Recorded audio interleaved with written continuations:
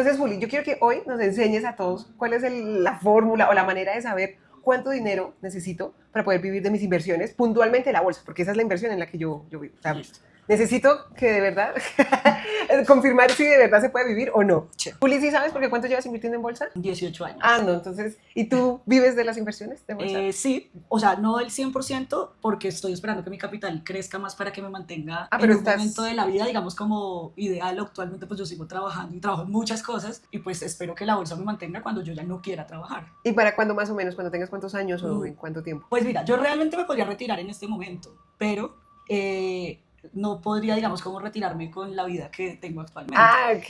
Y con la vida que quiero tener en unos 10 o De 15 acuerdo. años. Entonces como que han pasado diferentes preguntas por mi cabeza de decir, bueno, ¿cuándo va a ser ese momento? Y en este momento no lo sé realmente. O sea, a mí me gusta trabajar, a mí me pagan por hacer lo que me gusta hacer. Entonces pues es como... Es la vida también, ¿no? Es la vida, sí, exacto. Listo, Juli. Sí. Bueno, mira, Sofía.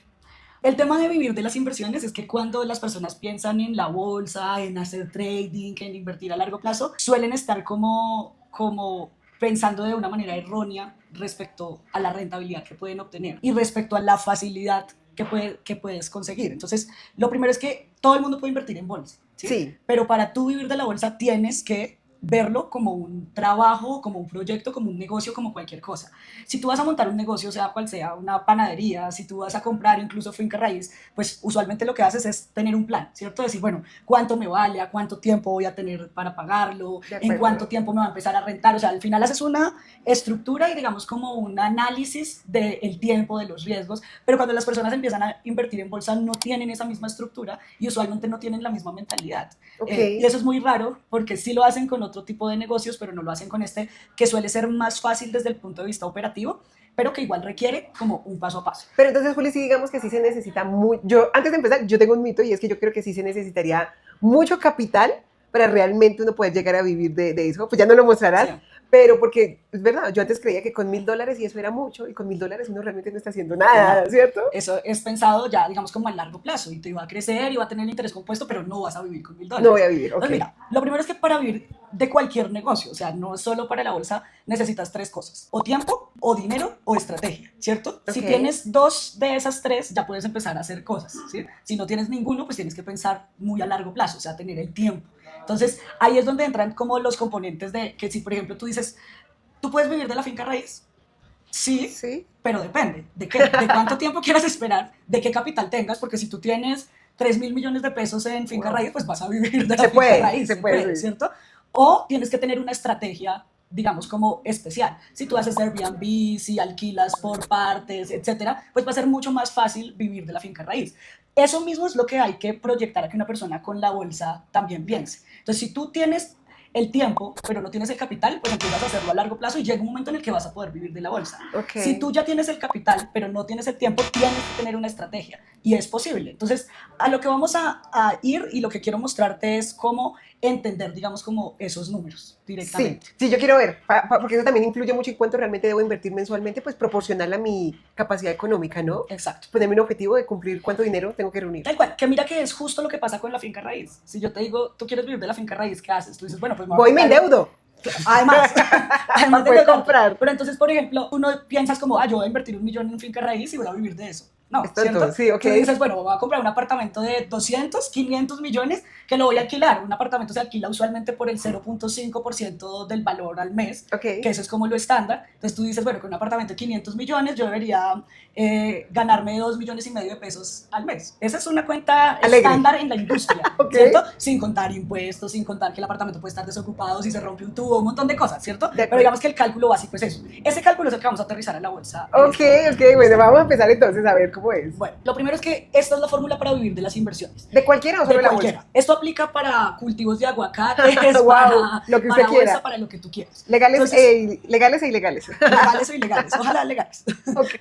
Entonces el tema es que vamos a buscar qué capital necesito para vivir. Entonces lo primero que vamos a hacer es pensar en los gastos mensuales o en lo que yo quiero ganarme mensualmente con esta inversión. Ok. Y lo vamos a multiplicar por 12, que son los meses del año. Entonces acá tú piensas, bueno, no, 2 millones de pesos.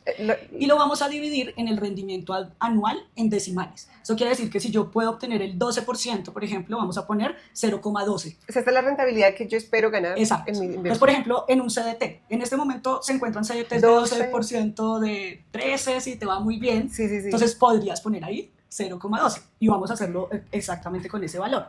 Entonces, lo primero es que vamos a reemplazar acá. Entonces pusimos 2 millones por 12, pues nos da 24 millones. Y lo vamos a dividir en 0,12, que es la rentabilidad que pensamos. Eso nos da un capital de 200 millones de pesos para sacar una rentabilidad mensual de 2 millones. O sea, 200 millones. Sí, para esos 2 millones. Entonces, ahora hay muchas otras variables que tenemos que empezar a analizar detrás de esto, porque, por ejemplo, si yo tengo una inversión que me puede dar el 20% y yo reemplazo acá en lugar de 12 y pongo 20, ya el capital es mucho menor. La mayor rentabilidad, también pues menos capital, digamos. Exacto. Entonces ahí empezamos a jugar nuevamente con las 3 variables que yo te decía. O tienes tiempo, o tienes dinero, o tienes estrategia. Claro, ¿cierto? Juli, pero una renta de un 0.20% anual, Sí. se puede. Vamos entonces a estudiar la rentabilidad del Standard & Poor's, que es de todo lo que hablamos todos. Esta es la rentabilidad de los últimos 20 años, Sofi, del Standard & Poor's. Entonces, acá tenemos el promedio a 20 años, a 15 años, a 10 años y a 5 años. Los últimos 5 años, con la crisis inflacionaria, que fue el menos 18%, la rentabilidad en promedio fue el 15,45%. ¿Esto es basado en el S&P 500? Sí, este es el historial del mercado. Podríamos decir, para no, de pronto no confundir, alguien que invierte en el S&P 500, ¿esta es la rentabilidad que puede obtener? Claro. O sea, el año pasado, una persona que invirtió en el Standard & Poor's y se quedó quieto y no hizo nada más, se ganó el 16,3%. En el 2024 se ganó el 23,3%. Qué maravilla. En el 2023, 26%. En el 2022, el menos 18%. El menos 18. Entonces, quiero que pensemos primero en unos valores de estos. Listo. Entonces, cuando las personas piensan en bolsa, usualmente piensan en un riesgo muy alto, ¿no? Porque Sí. hay una volatilidad, uno escucha a Trump y luego el otro, y como que es tenso, ¿no? Da cosa, sí. Pero si tú te pones y estudias estos valores son muy buenos. O sea, en 20 años estamos hablando de una rentabilidad del 12%.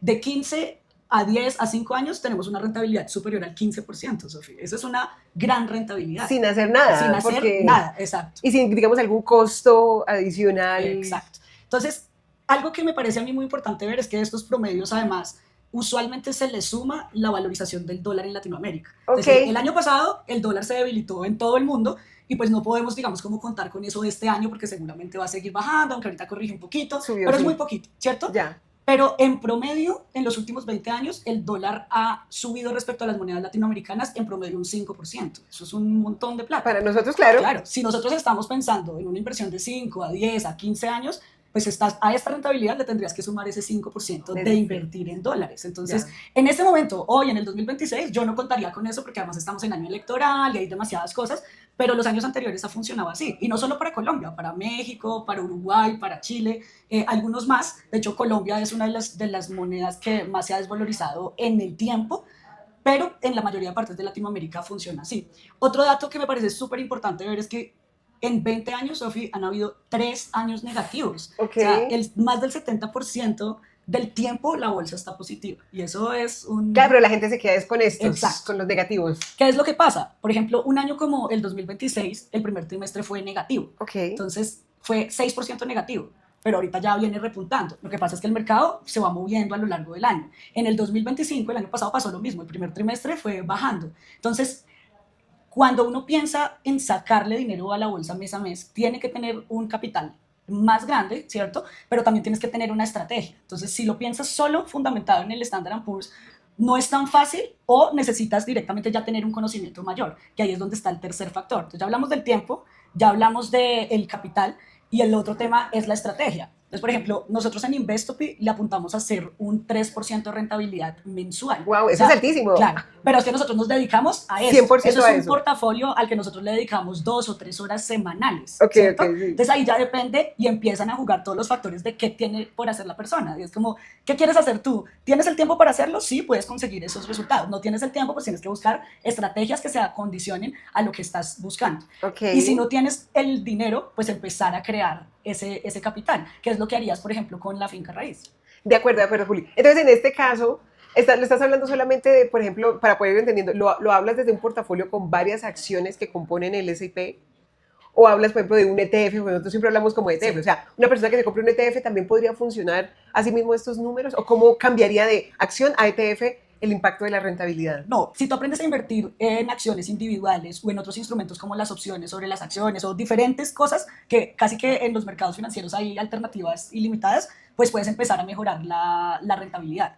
Con un ETF también lo puedes lograr. Estos cálculos que nosotros estamos haciendo, los estamos haciendo con el Standard & Poor's. Ya. Lo que pasa es que al ser, digamos, un estándar, pues la rentabilidad va a ser menor. Entonces aquí estos cálculos igual los hicimos con el 12%, que es posible sacarlos con el Standard & Poor's. Pero entre más aprendas, pues más posibilidad tienes de empezar a mejorar esa O rentabilidad. sea, claro, tú dices que es mucho mejor comprar una acción que un ETF.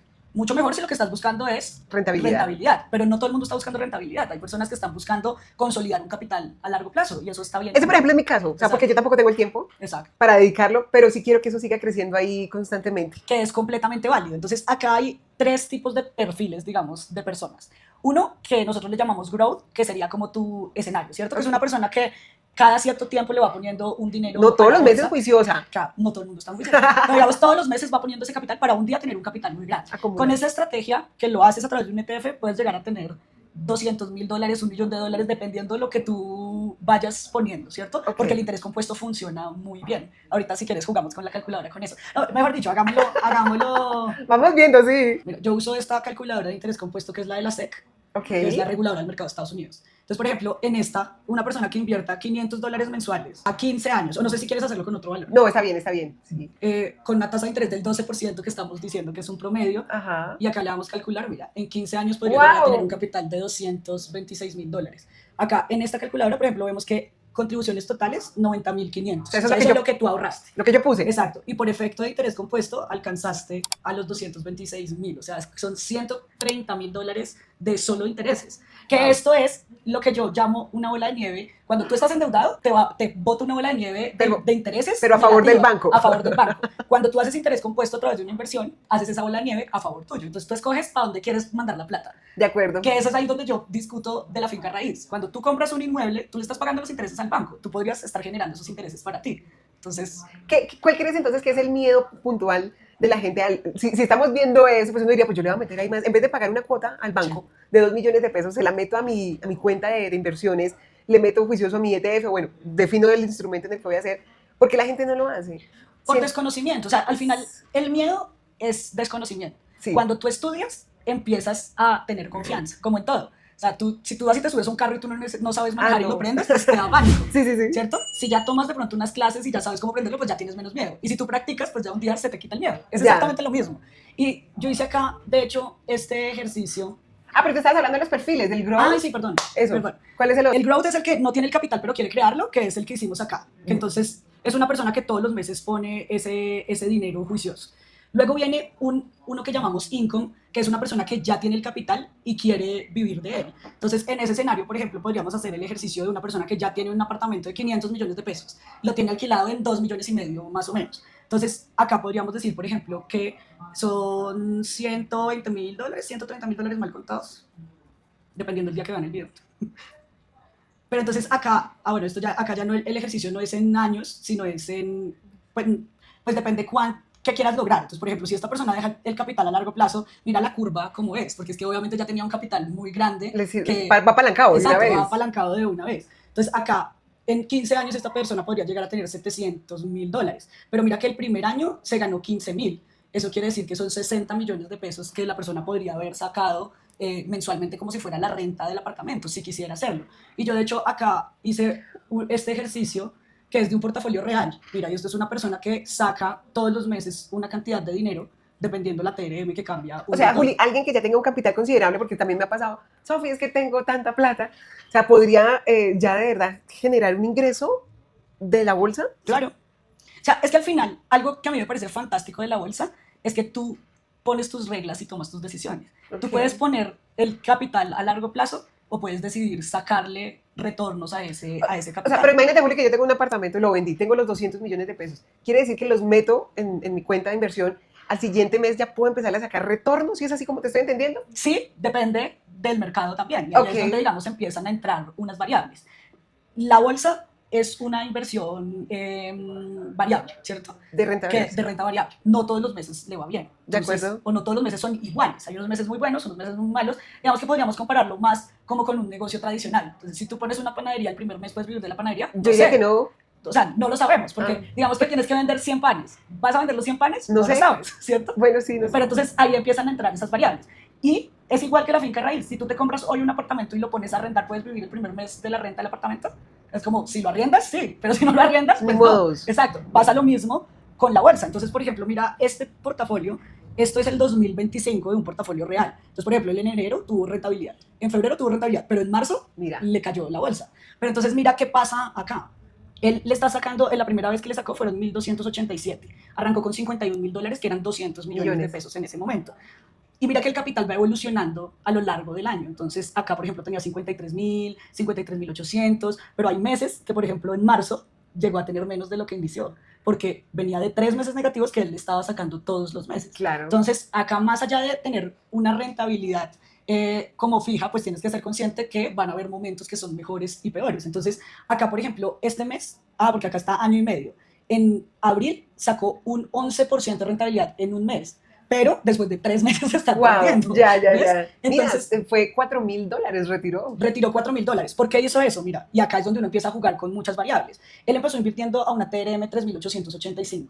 Ajá. Y este mes de abril, que le sacó $4.000, el dólar estaba lo más alto registrado en todo esto. Entonces él dijo, gane plata en la bolsa y el dólar está altísimo. El cambio le benefició. El cambio le benefició un montón, ¿ves? Entonces ahí hay muchas cosas que jugar. O sea, si tú tienes que sacar plata todos los meses o si puedes sacar cuando más te convenga. O sea, por ejemplo, mira, acá convenía sacar en enero que estaba, en enero no, en marzo, por ejemplo, el dólar estaba casi alto. 4.000. Casi 4.000. Pero cuando baja, pues uno dice, ¿será que puedo esperar un mes, 2 meses y saco más plata como en el caso de lo que hizo él? Entonces depende mucho del plan y de la estrategia que tú tengas. Y de qué tanto realmente necesito ese dinero, si realmente lo usan para pagar o es para temas de... En el caso de él, él es una persona que ya está pensionada, pero la pensión no le alcanza para vivir. Entonces con esto complementa. Lo que hace es complementar. Entonces mira que él todos los meses le saca más o menos la misma cantidad de dinero, que son alrededor de 4 millones de pesos. Entonces dependiendo el cambio, a veces es más dólares o menos dólares. ¿Qué es lo que me gusta mucho de este ejercicio? Mostrar que él tuvo más o menos parecido al Standard & Poor's el 70% positivo y el 30% negativo. Esto es año y medio.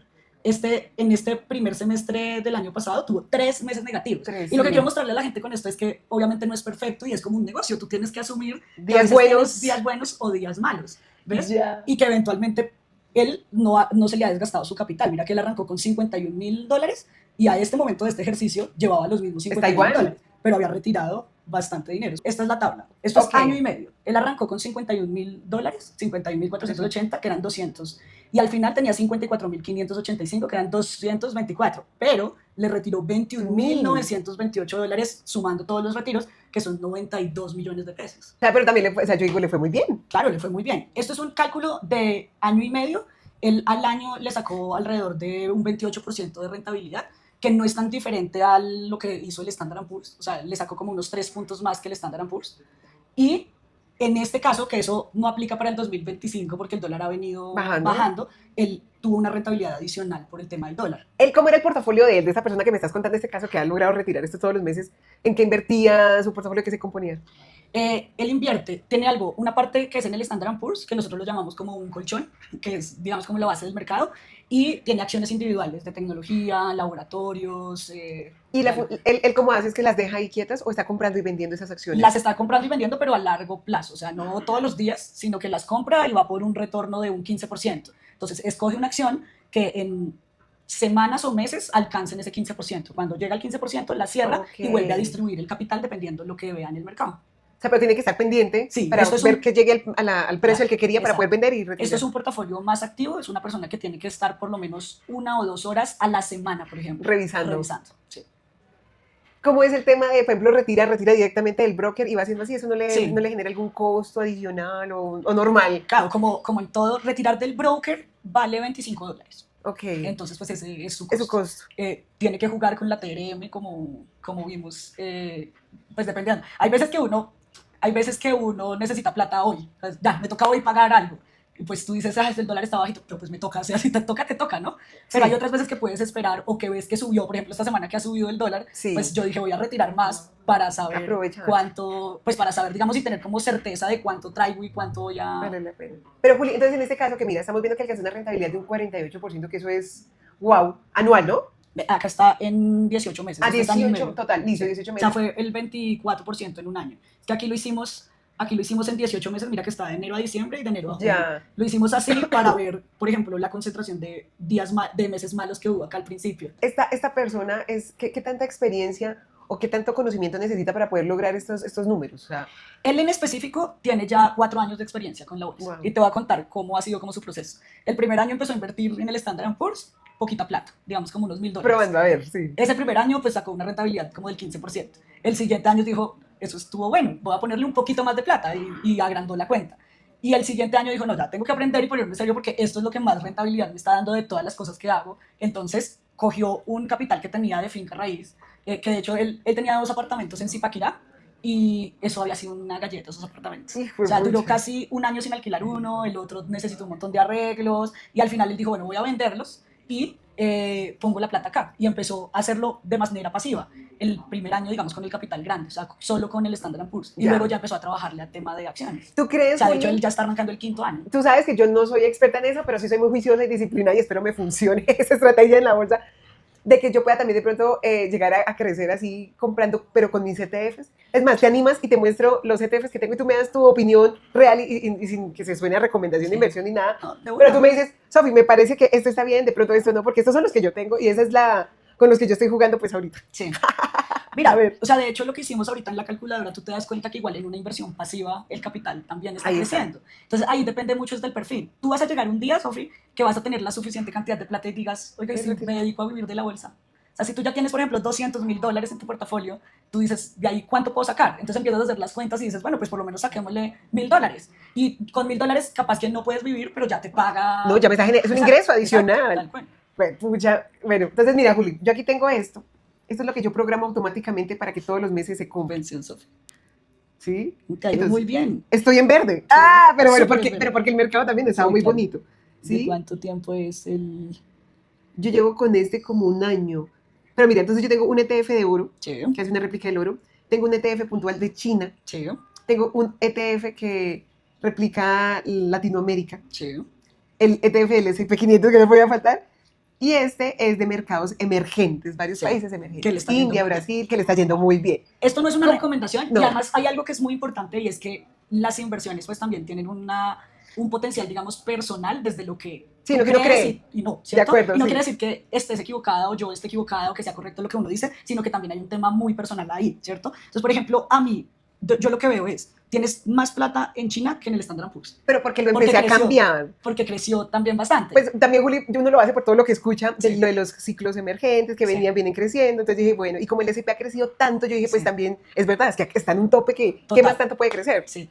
Para mí, por ejemplo, ese balance en mi portafolio no me gusta, ¿cierto? Yo, al contrario, ¿Tú eres? le tengo pánico a China. Ok. O sea, yo creo que las pesadillas más grandes que tengo con mi portafolio de inversión han sido por China? inversión en China. O sea, Ok, ok. creo que la única acción que yo he cerrado negativa en un 60% ha sido Alibaba. Ok. Y es porque un día sacan una política de gobierno así súper loca y el mercado se cae de unas maneras dramáticas. Entonces, yo no confío en el mercado chino. Actualmente no invierto de Ya. una manera fuerte en China. A mí China no me gusta porque he tenido Ya, pesadillas. listo, sí, ¿cierto? sí, sí. Entonces, si a ti te parece que es una buena alternativa, yo pensaría en balancearlo un poquito porque me parece que tiene mucho riesgo. De acuerdo. Específicamente, por ejemplo, ¿tú qué tanto sabes de la economía de China? Sí, no, ¿qué muy se poco. mueve?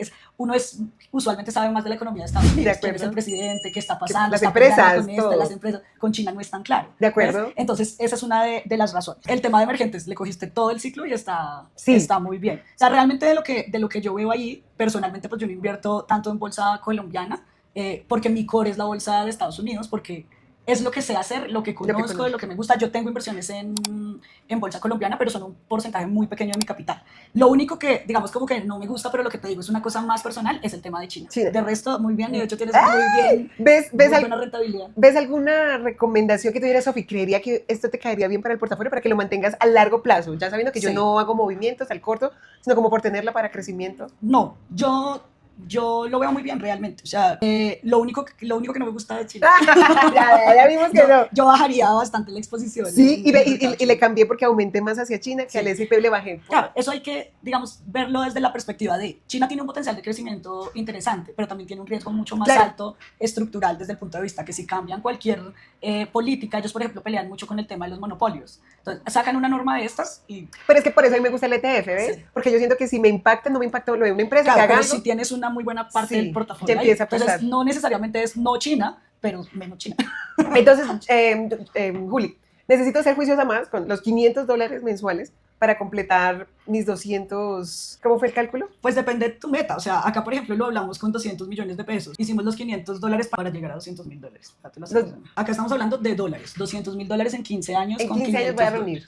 Exacto. Ok, ya. Pero, pues todas las metas son muy, muy personales y todos los perfiles son muy personales. Entonces ya hablamos del que está creciendo, del de que le saca mensualmente. Y hay otro perfil que es el que tiene ya el dinero y que tiene la estrategia, que es una persona que podría ser algo así como un rentista de capital, que es un preserve, que no necesariamente tiene que vivir del portafolio, pero que está buscando, por ejemplo, mejorar la rentabilidad, organizar como el capital, heredarlo, tener como organizado a quién se lo va a dejar. Juli, y cuando tú hablas de estrategias, hablas ya de estrategias más puntuales, técnicas de cómo mover el portafolio para sacarle más rentabilidad. O cuando dices estrategia, te refieres a la que hacemos muchos, que es la del DCA, que es ir comprando de a poco. Puede ser cualquiera. Lo importante es que se ajuste a tu perfil, ¿cierto? Ya. Tú no puedes pensar que vas a vivir de la bolsa si tienes $1.000 y no tienes conocimiento, ¿cierto? De acuerdo. Entonces tienes que tener por lo menos dos, o estrategia, o tiempo, o dinero. Entonces no es que una estrategia esté mal o bien, porque depende si tú estás buscando rentabilidad o estás buscando tranquilidad, por ejemplo, que estás buscando a largo plazo.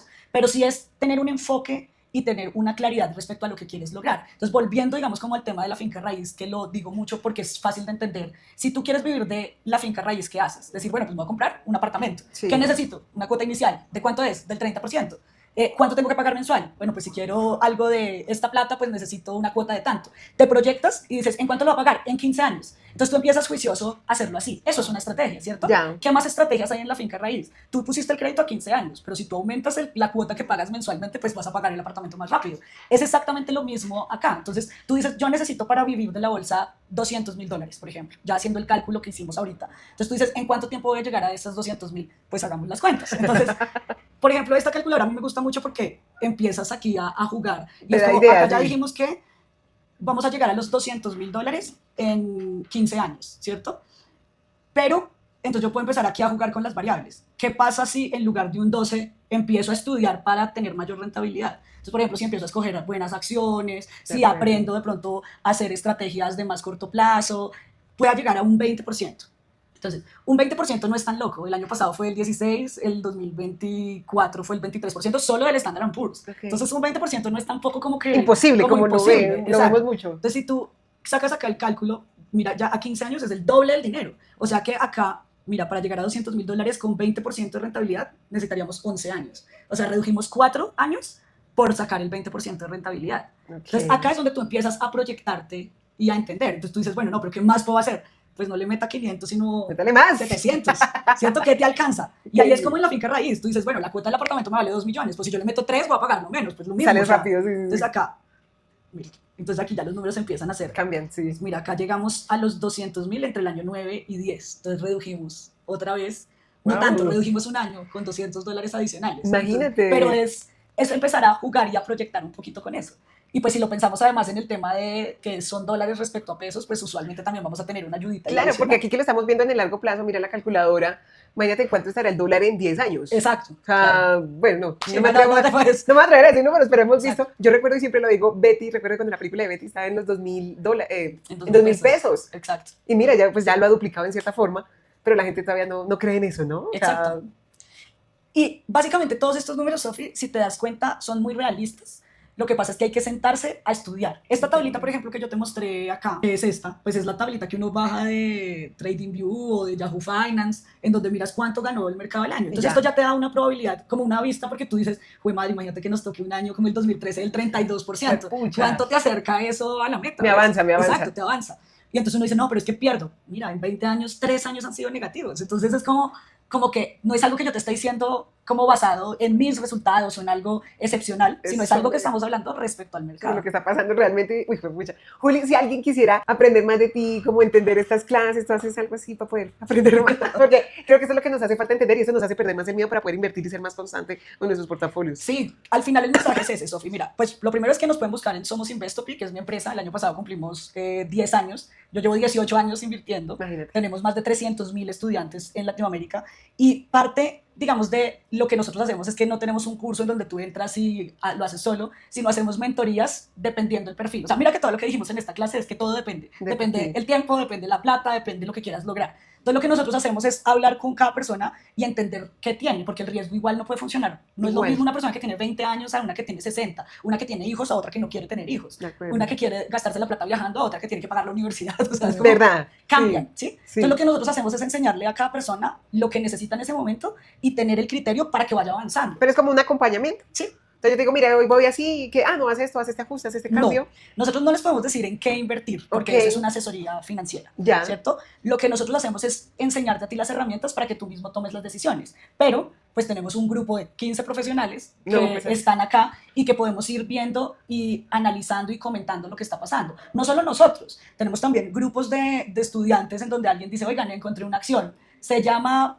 Pepito, Sí, sí, sí. y la veo súper buena por esto y lo otro. Y no solo nosotros, sino un montón de gente que ha estudiado le dice, no, eso se ve muy riesgoso. Oiga, está chévere, ¿qué pasa si hacemos esto? ¿Qué piensan? Y cada uno toma sus decisiones. Y al final eso es lo interesante porque aprenden con criterio, no están copiándose de algo que está haciendo alguien. Que ese es el error, ¿no? Exacto. Que vemos algo, alguien saca un video diciendo, tengo estos ETF, cómprelos. O sea, claro. Además también pasa algo, Sofía, es que a medida que uno va invirtiendo, pues va madurando, como en todo. De acuerdo, sí, sí, sí. Entonces, no es lo mismo la Sofía de hoy que la Sofi que vas a hacer en 10 años, ¿cierto? 10 años vas a tener un montón de plata y vas a poder decir, no, pues voy a diversificar más o voy a conseguir más rentabilidad, ¿sí? Van a cambiar tus necesidades, tal vez digas, no, yo me quiero retirar, entonces, ¿qué hago para retirarme? O, bueno, yo sé que tú quieres hijos, pero muchas personas llegan a nosotros como en el momento más productivo y en algún momento van a tener hijos y ahí ya cambian los planes, porque es, bueno, la educación de los hijos, la herencia. A mí, por ejemplo, la herencia no me importa. O sea, yo no tengo de acuerdo, la estás construyendo tengo hermanos, pero pues ellos también trabajan y también hacen cosas. Tengo un seguro de vida para que si me muero les quede, pero mi capital está enfocado en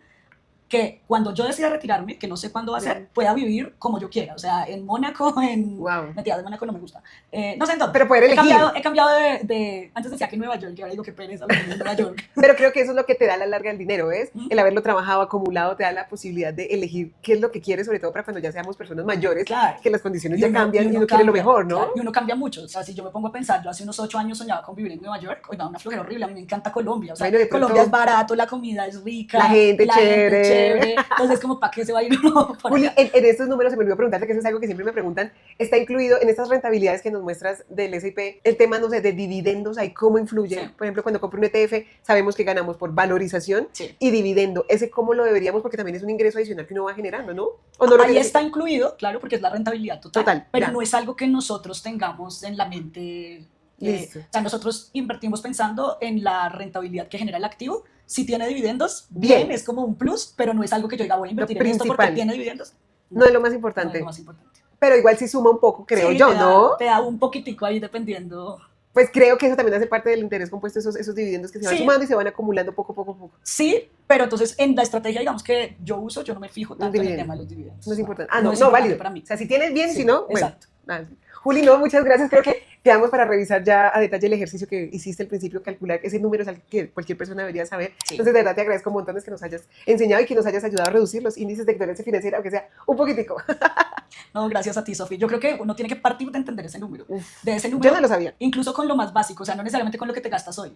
Pensando en una catástrofe, si tú hoy pierdes tu empleo, quedas incapacitado, pasa alguna cosa, ¿con cuánta plata mínimo podrías vivir? Entonces, puede que tú te ganes hoy X, ¿cierto? Sí. Pero si algo muy malo pasa en tu vida, ¿con cuánto podrías vivir? Entonces, ese valor mínimo, por ejemplo, para mí, es como ese fondo de emergencia que tú deberías matarte por conseguir primero. Sí. Cosa que si algo pasa, tú tienes ahí de dónde sacar. Luego, la vida que tienes actualmente y luego la vida que te gustaría tener. Que, por ejemplo, la que yo estoy construyendo es ese tercer punto y es como, ¿cuánto necesito para vivir la vida que yo me imagino sin un límite, digamos, respecto a las cosas que a mí me gustan? Eso suena súper lindo. ¿Qué estoy haciendo para tener la vida que yo quiero tener? Exacto. Porque muchos deciden vivir la vida que les toca, pero también podemos elegir lo que queremos. Y eso lo podemos hacer pues con dinero. Y con estrategia. Y con estrategia. Bueno, Juli, no, gracias. No, a ti, Sofi.